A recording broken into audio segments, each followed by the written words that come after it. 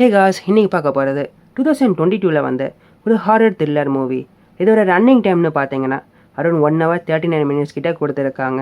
இந்த படத்தோட ஸ்டோரியை ரொம்பவே சிம்பிளாக சொல்ல போனால், நயன்தாராவை காமிக்கிறாங்க. அவங்களுக்கு வந்து ஒரு டாட்டர் இருக்காங்க. அவங்க ஹஸ்பண்ட் பார்த்தீங்கன்னா ஒரு டாக்டராக இருக்கார். இது வந்து கோவிட் பேண்டமிக் டைம். ஸோ அந்த ஒரு டைமில் பார்த்தீங்கன்னா டாக்டர்ஸ்க்கெலாம் நிறைய ரெஸ்ட்ரிக்ஷன் இருக்குது. அதாவது அவங்க வந்து அவங்க ஃபேமிலிக்கிட்ட போக முடியாது, ஹாஸ்பிட்டல்லையே ஸ்டே பண்ணுற மாதிரி இருக்கும். நிறைய பேஷண்ட்ஸ் இருக்காங்க. ஸோ டியூ டு பேண்டமிக் அவங்க ஹஸ்பண்ட் பார்த்தீங்கன்னா ஹாஸ்பிட்டலே இறந்துருப்பார். இந்த ஒரு இன்சிடெண்ட் பார்த்தீங்கன்னா நயன்தாரா மட்டும் இல்லாமல் அவங்க டாட்டரை ரொம்பவே அஃபெக்ட் பண்ணியிருக்கும். அவங்க ரொம்பவே டிப்ரெஸ்டாக இருப்பாங்க. ஸோ ஒரு டைமுக்கு அப்புறமா நம்ம அப்பா கிட்ட பேசணும்னு சொல்லிட்டு அவங்க டாட்டர் பார்த்தீங்கன்னா ஊஜா போர்டில் ட்ரை பண்ணுவாங்க. அதாவது வீடியோ கால் மூலமாக இன்னொருத்தர் ஹெல்ப்போட ஊஜா போர்டில் வந்து அவர் அப்பாவை காண்டாக்ட் பண்ணுறதுக்காக ட்ரை பண்ணுவாங்க. பட் இந்த ஒரு இன்சிடெண்ட் பார்த்தீங்கன்னா நயன்தாராவுக்கு தெரியாது. பட் இந்த ஒரு இன்சிடெண்ட்டுக்கு அப்புறமா அவங்களுடைய பிஹேவியர், ஆட்டிடியூட் எல்லாமே ரொம்பவே வித்தியாசமாக இருக்கும்.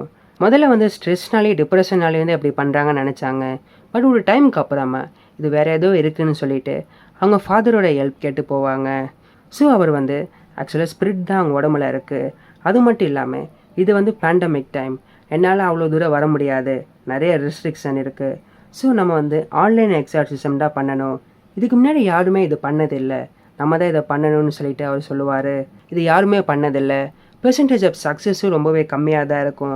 ஃபர்ஸ்ட்டு நம்மக்கிட்ட டைம் இல்லாததுனால நம்ம இதை ட்ரை பண்ணி பார்க்குறது தான் நல்லதுன்னு சொல்லிட்டு ஜூம் கால் மூலமாகவே இந்த ஒரு எக்ஸாசம் ட்ரை பண்ணுவாங்க.